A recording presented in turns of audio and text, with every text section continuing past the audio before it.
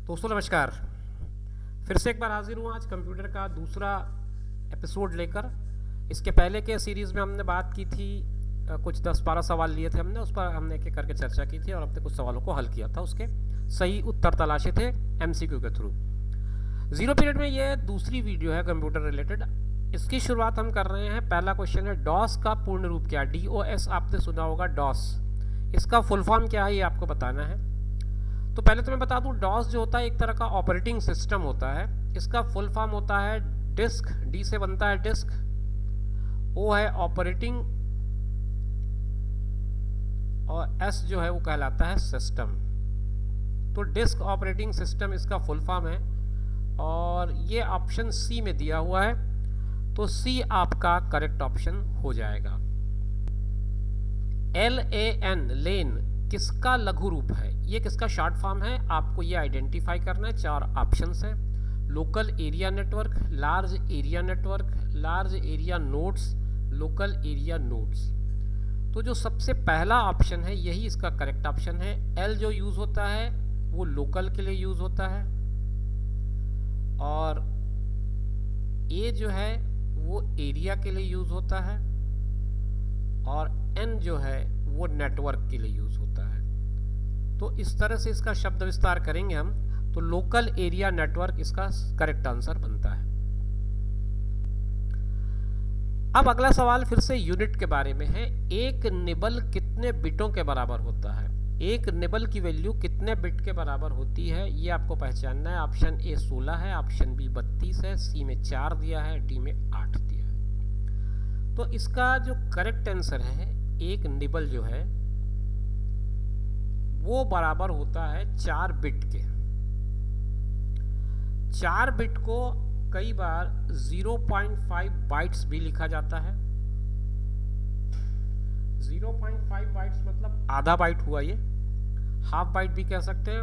5/10 मतलब 1/2 हुआ, तो हाफ बाइट्स भी इसको कहा जा सकता है। तो ये यूनिट कन्वर्सन का ही क्वेश्चन है।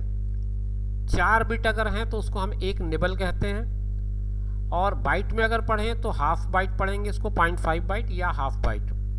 तो यूनिट कन्वर्सन के ऐसे क्वेश्चंस को आप अच्छे से एक बार मेमोराइज कर लें ताकि इसमें कोई कंफ्यूजन ना हो। बीट का, बाइट का, निबल का, केबी का, एमबी का, टीबी का। नेक्स्ट क्वेश्चन है, पहले से ऑन कंप्यूटर को रिस्टार्ट करने के प्रोसेस को क्या कहते हैं? कोई सिस्टम पहले से ऑन है, उसको आप फिर से रीस्टार्ट कर रहे हैं, तो उस प्रोसेस को हम लोग क्या बोलते हैं? क्या इसका टर्मिनोलॉजी है वो आपको बताना है। Option A logging off, option B cold booting, option C shutdown और ऑप्शन डी जो है वार्म बूटिंग। ये बनी है बूटिंग है ये। तो शटडाउन का तो आप सभी जानते हैं, लॉगिंग ऑफ को भी आप सभी लोग जानते हैं। ये दोनों के दोनों सिस्टम को बंद करने के प्रोसेस हैं, स्टार्ट करने के प्रोसेस नहीं है। लॉगिंग ऑफ में भी आप शट डाउन करते हैं, एक तरह से चालू सिस्टम को बंद करते हैं। शट डाउन में भी आप चालू सिस्टम को बंद करते हैं। कोल्ड बूटिंग और वार्म बूटिंग ये दोनों बूटिंग के प्रोसेस है, मतलब कोई चीज़ बंद है उसको स्टार्ट करने का प्रोसेस है ये। तो कोल्ड बूटिंग जो है नॉर्मल बूटिंग होती है। वार्म बूटिंग वो बूटिंग होती है जो पहले से कोई सिस्टम ऑलरेडी स्टार्ट है उसको रीस्टार्ट करना हो, तो वो जो प्रोसेस है that is known as warm booting. तो आप उसका आंसर डी में टिक करिएगा, ये आपका करेक्ट आंसर है।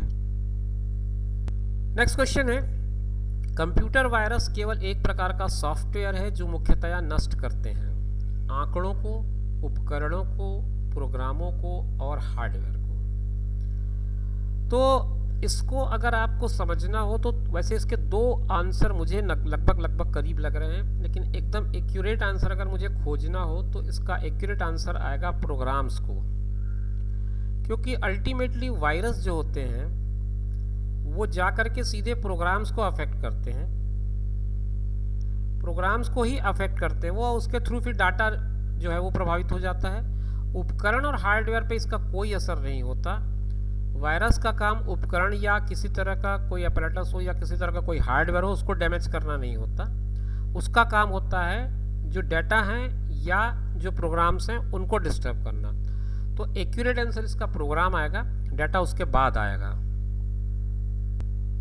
नेक्स्ट क्वेश्चन है, बड़ा कॉमन क्वेश्चन है, इसको तो जरूर हर उस कैंडिडेट को याद होना चाहिए जो इस तरह का कोई भी एग्जाम अपीयर कर रहा है। www इसका सही शब्द विस्तार क्या है ये आपको बताना है। जिस दिन से इंटरनेट आपने देखा, सुना या उपयोग करना शुरू किया है, उस दिन से इस शब्द को आपने सुना होगा। तो ये जो वर्ड है काफ़ी पॉपुलर वर्ड है, इसलिए इसका तो आपको आंसर पता ही होना चाहिए। 100% कैंडिडेट्स को इसको जानना चाहिए। अगर नहीं जान रहे हैं तो मैं कहता हूँ आज जान ही लो इसको। इसका सबसे सही जो आंसर है वो सबसे लास्ट पे दे दिया है, world wide web. Word W, पहला W के लिए, दूसरा W के लिए वाइड और तीसरे W के लिए वेब, ये तीन मिला करके इसके फुल फॉर्म बनते हैं www, यानी कि वर्ल्ड वाइड वेब। एक कंप्यूटर की जो स्मृति है सामान्य तौर से किलोबाइट या मेगाबाइट के रूप में व्यक्त की जाती है। जैसे हम कोई सिस्टम लेते हैं, या तो लैपटॉप लें या मोबाइल भी लेते हैं, तो हम ये नॉर्मल बात करते हैं कि ये क्या है, इसकी कैपेसिटी 64, 128 ऐसा बात करते हैं। इसके साथ जीबी वर्ड जुड़ा रहता है, गीगाबाइट, तो इतने जीबी का है।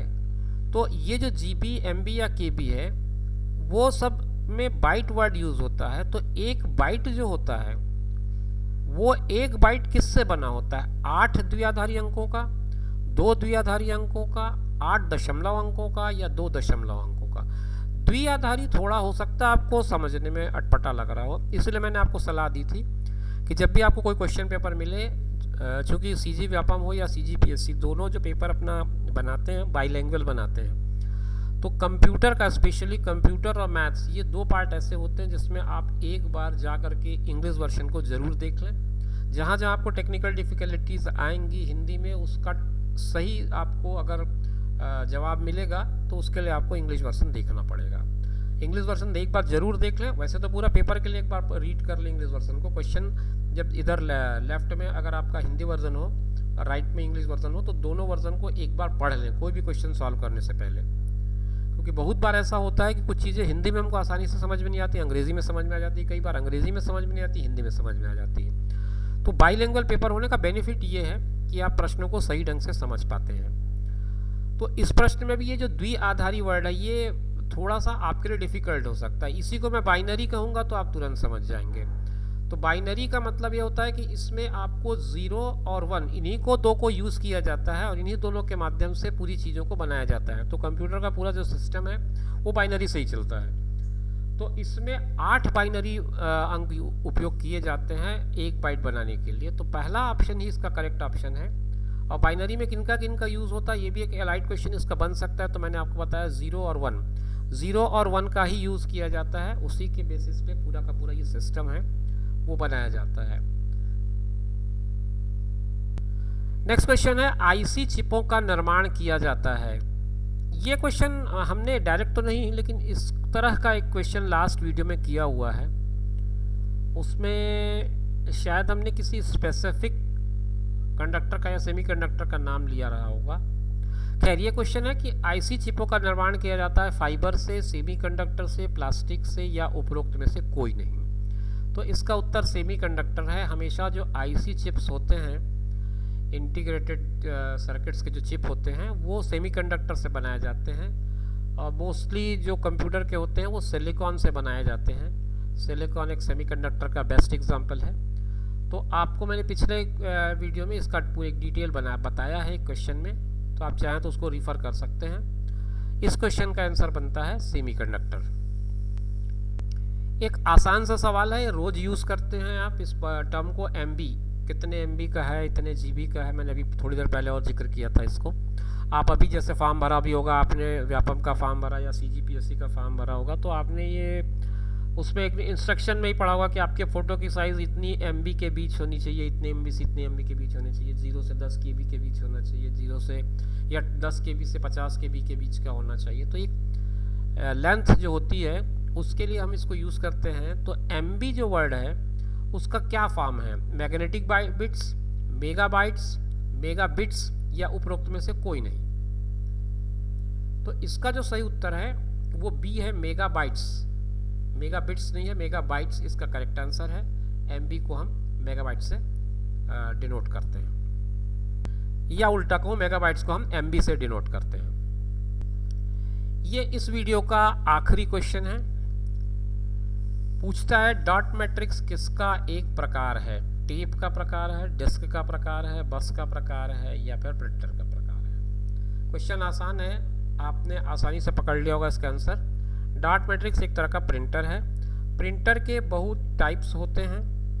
मैं आपको कुछ टाइप्स को यहाँ बता दूं ताकि आप उसको और किसी क्वेश्चन के साथ रिलेट करें तो आपको काम आ जाए। एक तो इंकजेट प्रिंटर होता है, दूसरा लेज़र जेट भी होता है,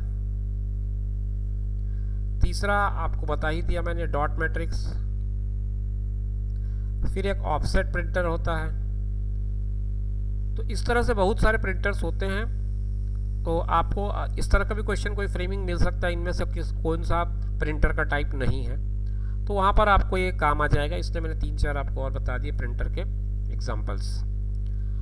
तो दोस्तों आपको कैसा लगा इस वीडियो के जो क्वेश्चंस हैं वो कैसे लगे, आप ज़रूर कमेंट में आप लिख सकते हैं। अगले वीडियो में फिर आपसे मुलाकात होगी, तब तक के लिए दीजिए इजाज़त। नमस्कार।